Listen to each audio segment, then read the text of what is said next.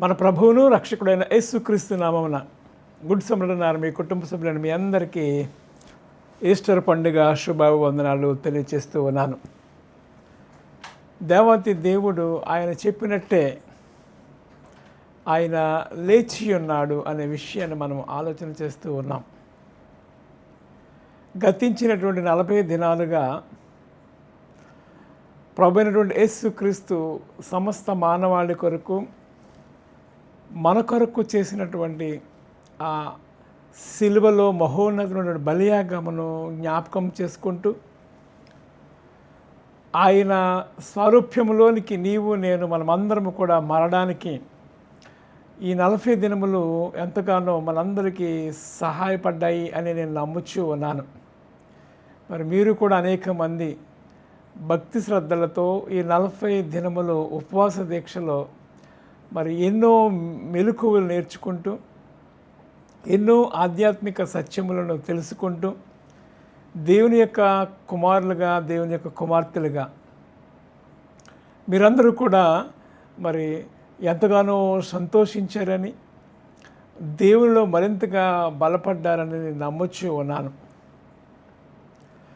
ప్రభు అయినటువంటి యేసుక్రీస్తు వారు ఆయన ముందే చెప్పాడు, నేను మీకందరి కొరకు మరణించి తిరిగి లేస్తాను అనేటువంటి మాటను శిష్యులకు ముందుగానే చెప్పాడు. మీ హృదయములను కలవరపడనివ్వద్దు, నన్ను సిలువకు అప్పగించినప్పుడు మీరు చెదిరిపోతారు అని చెప్పాడు. అలానే అందరూ కూడా చెదిరిపోయారు. కానీ తిరిగి ఆయన పునరుద్ధరణై తిరిగి లేచిన తరువాత వారికి ఎంతో సంతోషము, ఆనందము, బలము వచ్చేసింది. దేవుని నామానికి మహిమ కలుగును గాక.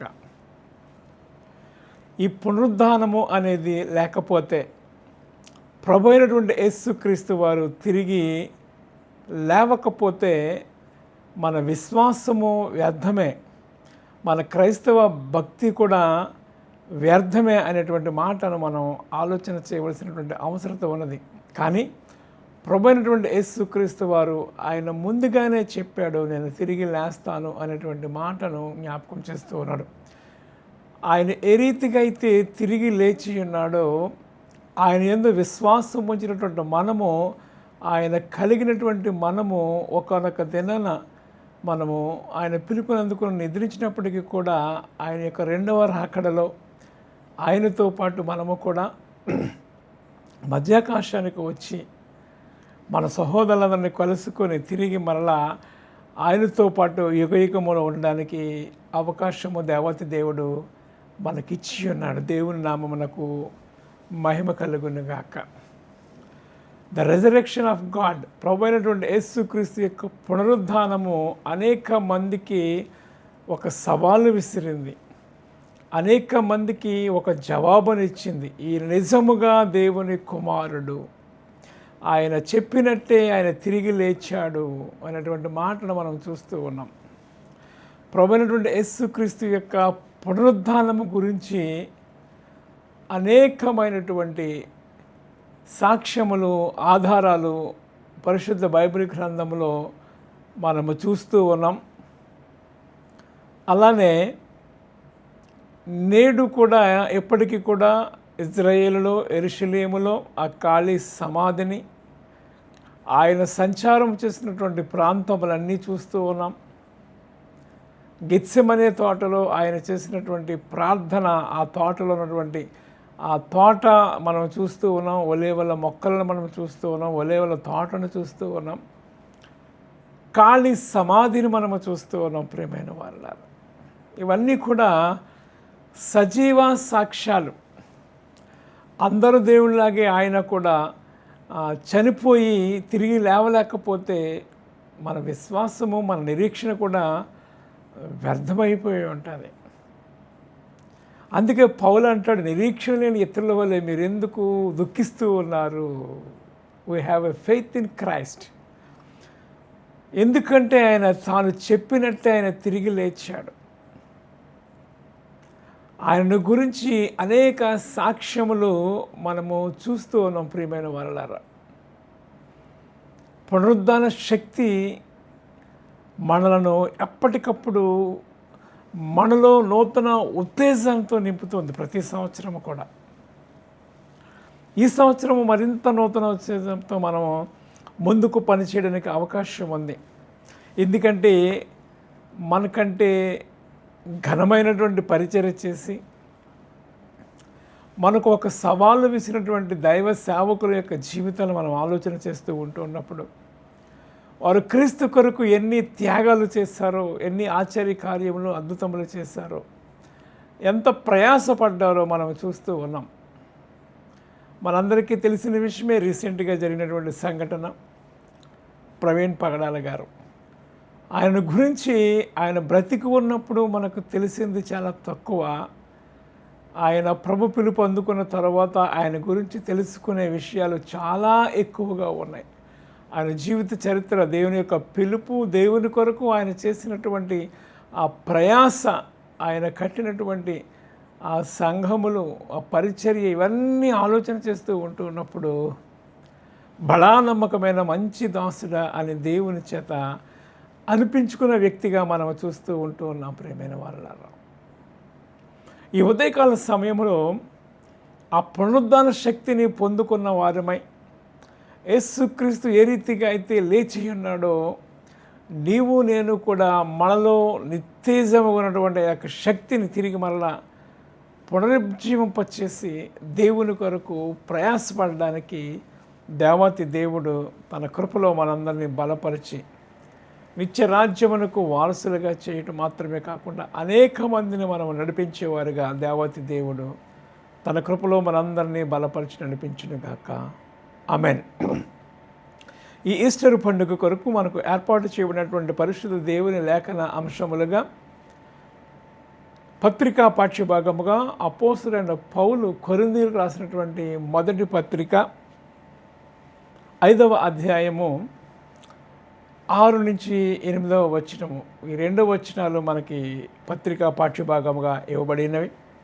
అలానే సువార్త పాఠ్యభాగముగా పరిశుద్ధుడైన మార్కు గారు రాసినటువంటి సువార్త 16వ అధ్యాయము మొదటి 8 వచనములు ఈ వారం మనకు ఈస్టర్ పండుగ కొరకు లేఖనాంశములుగా మన కొరకు ఇవ్వబడి ఉన్నవి. వీటిని ధ్యానం చేయడానికి ముందుగా ఆత్మదేవుని సహాయాన్ని నడిపింపు మనము కోరుకుందాం. ప్రియమైన వారలారా,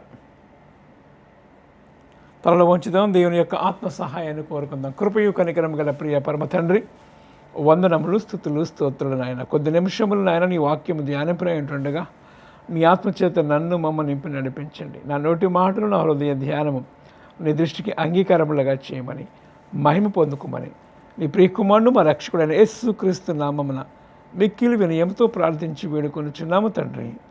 ఆమేన్. ప్రభు అయినటువంటి యేసుక్రీస్తు యొక్క పునరుద్ధానమును గురించి 4 సువార్తికులు కూడా రాయడం మనం చూస్తూ ఉన్నాం. మత్తయి గారు, మార్కు గారు, లూకా, అలానే యోహాను సువార్తలు. ఈ 4 సువార్తలను కూడా ప్రభు అయినటువంటి యేసుక్రీస్తు వారు ఆయన ఏ రీతిగా పునరుద్ధరణడై 40 దినములు ఏ రీతిగా శిష్యులకు, అక్కడ ఉన్నటువంటి జనాంగమునకు, అనేక మందికి ఆయన కనిపించి ప్రత్యక్షమయ్యి ఆయన ఏ రీతిగా లేచి ఉన్న విషయాన్ని మనము చూస్తూ ఉన్నాం. మరి ముఖ్యముగా ఈ పరిశుద్ధుడైనటువంటి మార్కు గారు రాసినటువంటి సువార్త 16వ అధ్యాయం మనం ఆలోచన చేస్తూ ఉన్నప్పుడు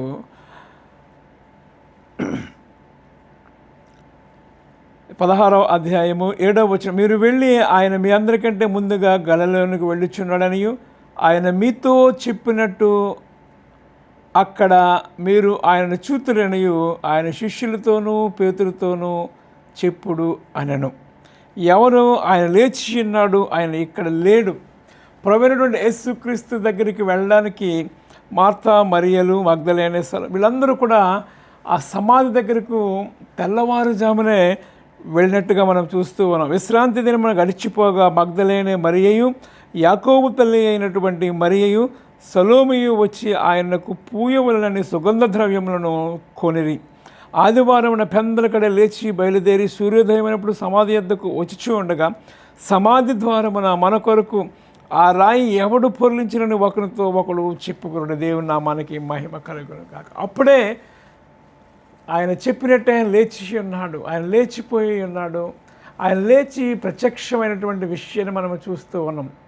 ప్రభువైనటువంటి యేసుక్రీస్తు శరీరం దగ్గరకు, సమాధి దగ్గరకు వెళ్ళి ఆయనకు సుగంధ ద్రవ్యములు పూయాలనేటువంటి వారందరూ కూడా ఒక ఆశ్చర్యములోనికి గురి అయిపోయారు. ఆ సమాధి దగ్గరికి వెళుతూ ఉన్నప్పుడు అప్పటికి ఆ రాయి దొర్లించబడడం, పక్కకు జరగబడడం, సమాధిలో నుంచి యేసయ్య పునరుద్ధరణ తిరిగి లేవడం అన్నీ కూడా జరిగిపోయినట్లుగా మనం చూస్తూ ఉన్నాం.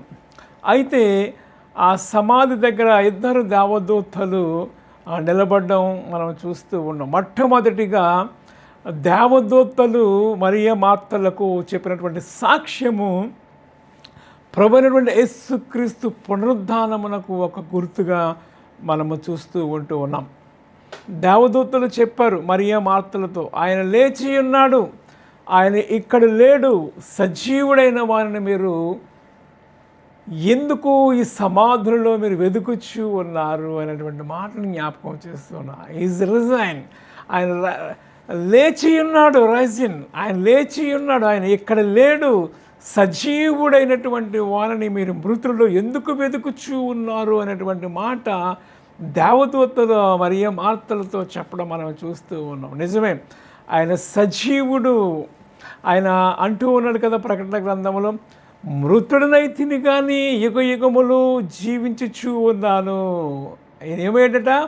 ఆయన మృతుడయ్యాడు కానీ యుగ యుగములు జీవించుచూ ఉన్నాను అనేటువంటి మాటను చూస్తూ ఉన్నాం. ఎందుకు మృతుడయ్యాడు అంటే, నీ కొరకు నా కొరకు, నీ పక్షమున నా పక్షమున ఆయన సిలువలో ఆయన మన పక్షమున ఆయన పాపిగా మారి నీ యొక్క పాపము నా యొక్క పాపం ఆయన మీద వేసుకున్నాడు.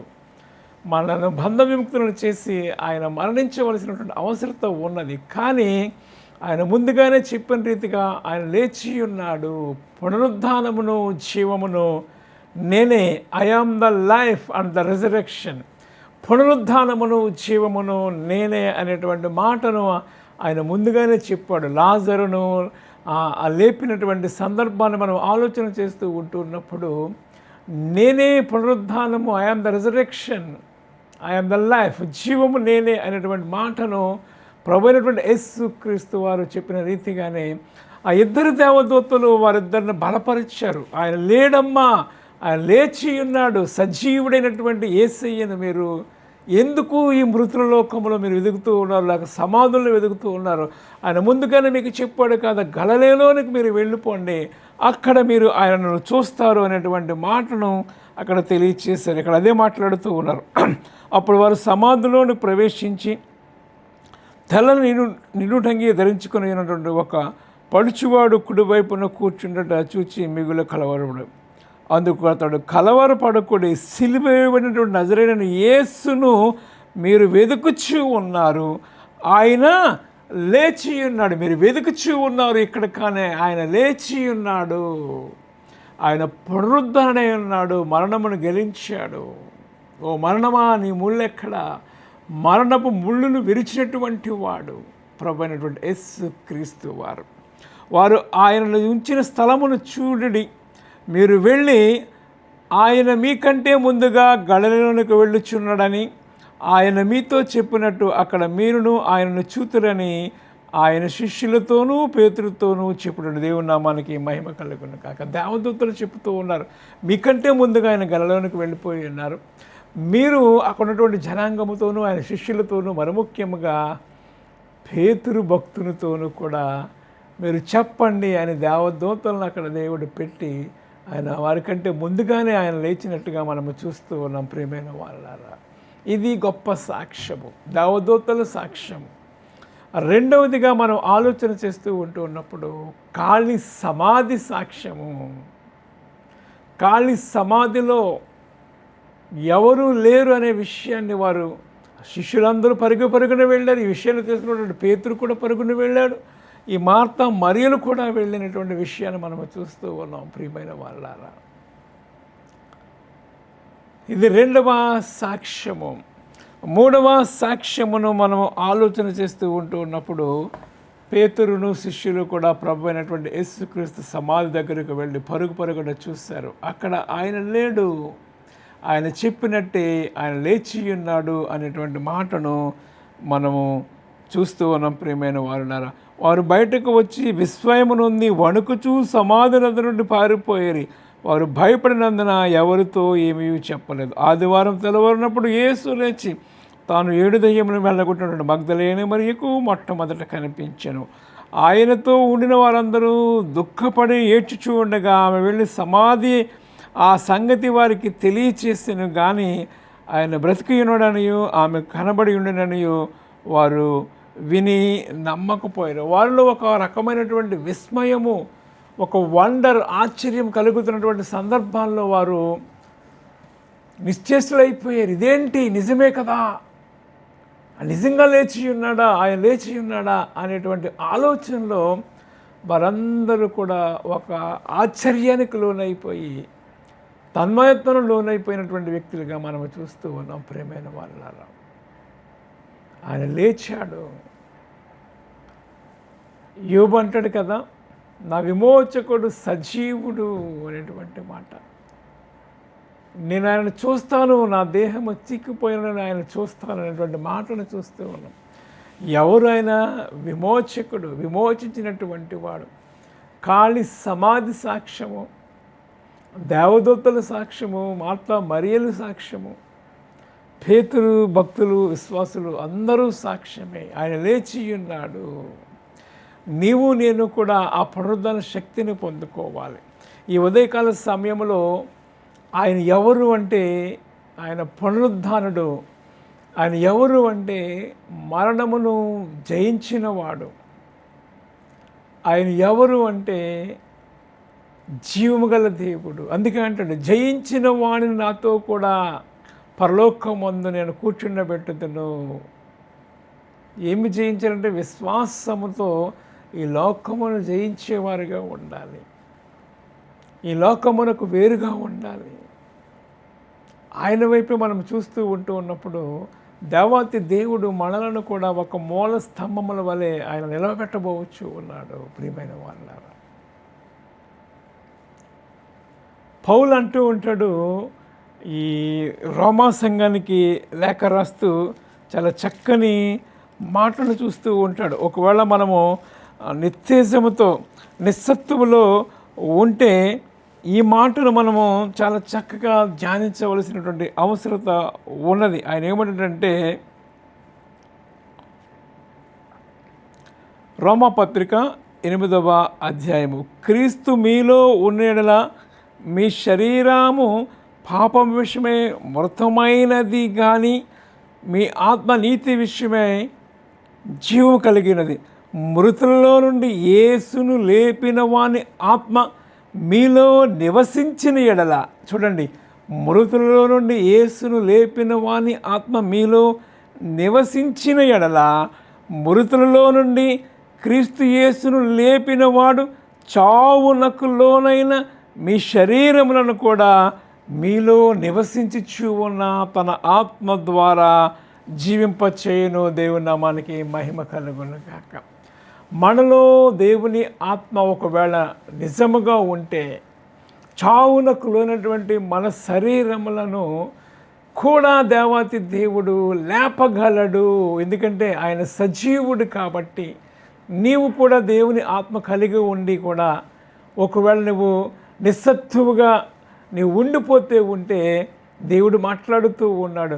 ఒకవేళ నీవులో దేవుని ఆత్మ కనుక ఉంటే మీలో నివసించున్న తన ఆత్మ ద్వారా తిరిగి నిన్ను రీకన్స్ట్రక్ట్ చేయగలడు, రివైవ్ చేయగలడు, పునరుద్ధరింప చేయగలడు, నిన్ను స్థిరపరచగలడు అనేటువంటి మాటను ఇక్కడ చూస్తూ ఉన్నాం. ప్రియమైన వారలారా, అదే అంటాడు, చావునకు లోనైనటువంటి మీ శరీరములను కూడా మీలో నివసించుచు ఉన్న తన ఆత్మ ద్వారా జీవింపచేయడు.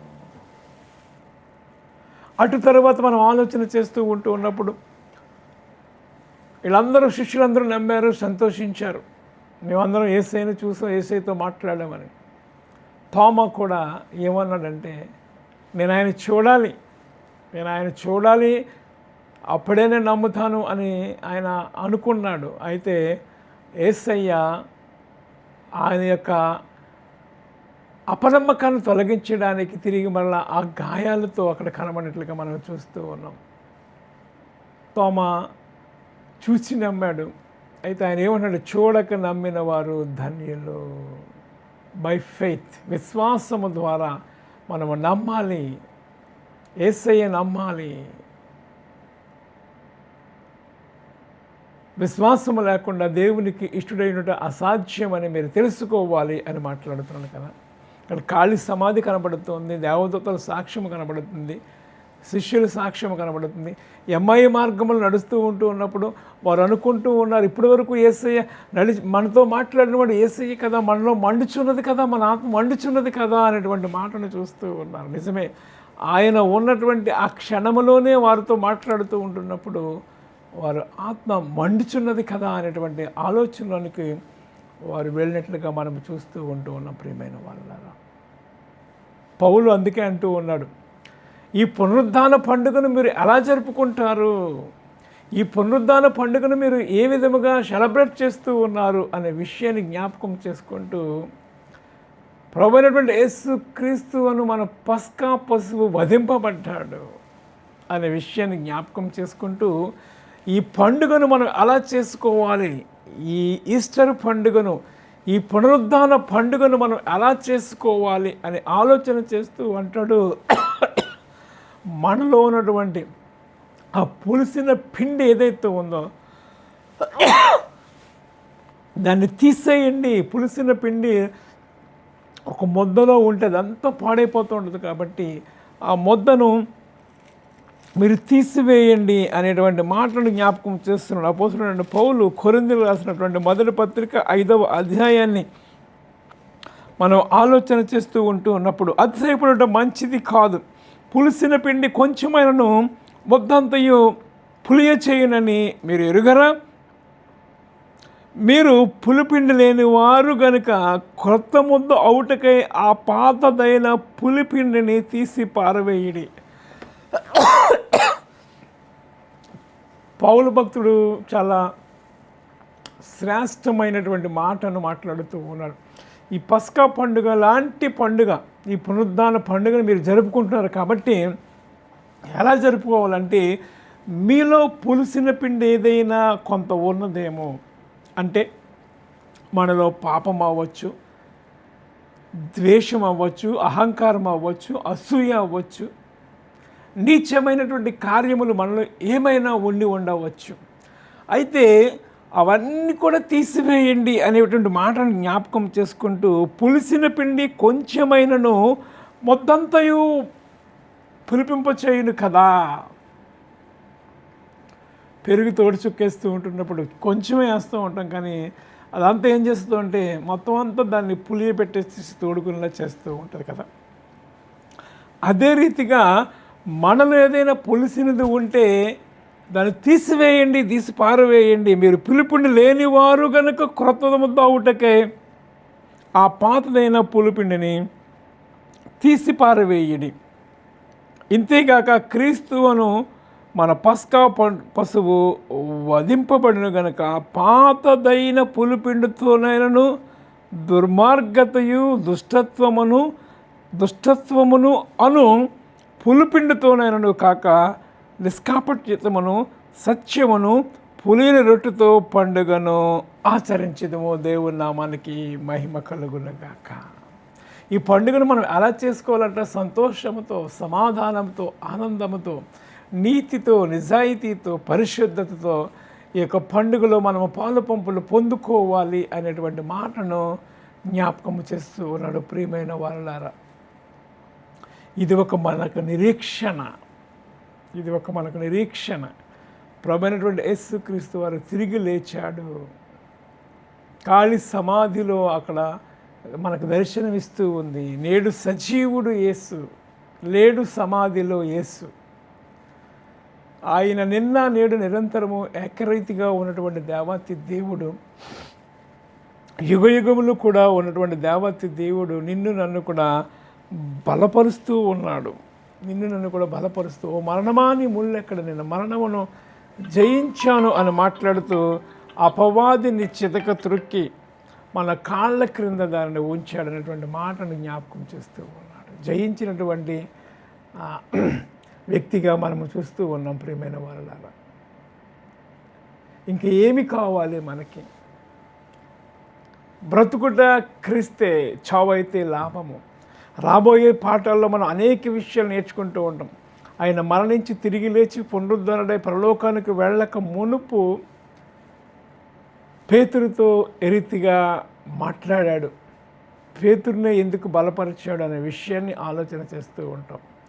శిష్యులకు ఇచ్చినటువంటి కమాండ్మెంట్ మనం చూస్తూ ఉన్నాం. శిష్యులను బలపరిచినటువంటి విషయాన్ని మనం చూస్తూ ఉన్నాం.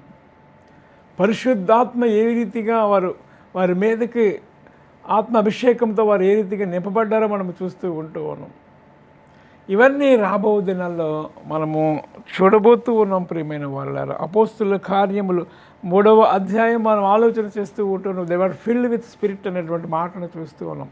ఇవన్నీ కూడా ఎక్కడి నుంచి అంటే దే ఆర్ పునరుద్ధాన శక్తిని వారు పొందుకున్నారు. ఈ ఉదయకాల సమయంలో లెమ్ము, తేజరిల్లము, నీ దేవుడు తిరిగి లేచాడు అనేటువంటి విషయాన్ని మీరు జ్ఞాపకం చేసుకొని, నా విమోచకుడు సజీవుడు, ఆయన చెప్పినట్టే తిరిగి లేచాడు, ఆయన త్వరలో రాబోవచ్చు ఉన్నాడు, నా కొరకు, నా సంఘము కొరకు, లేక వధువు సంఘము కొరకు, మనందరి కొరకు ఆయన రాబోతూ ఉన్నాడు. కాబట్టి మనం ఏం చేయాలి అంటే ఆయన కొరకు శ్రమపడాలి, ఆయన కొరకు జీవించాలి, ఆయనను ఘనపరచాలి, ఆయనను ప్రకటించాలి. ఆయన పునరుద్ధరణ అనే విషయాన్ని ప్రపంచమంతా మనం తెలియచేయాలి. అట్టి కృపా పరిశుద్ధాత్మ దేవాతి దేవుడు సదా మనందరకు దయచేయునుగాక. ఆమేన్. దేవా, నీకు వందనాలు చెల్లిస్తూ ఉన్నాం. నీ కృపను బట్టి ఉదయకాల సమయంలో నీ పునరుద్ధాన శక్తిని పొందుకున్న వారమై మేమందరమును కూడా నేను స్తుతించుటకు, ప్రకటించుటకు నీ కృప అనుగ్రహించండి. మా బిడ్డలందరినీ దీవించి ఆశీర్వదించండి.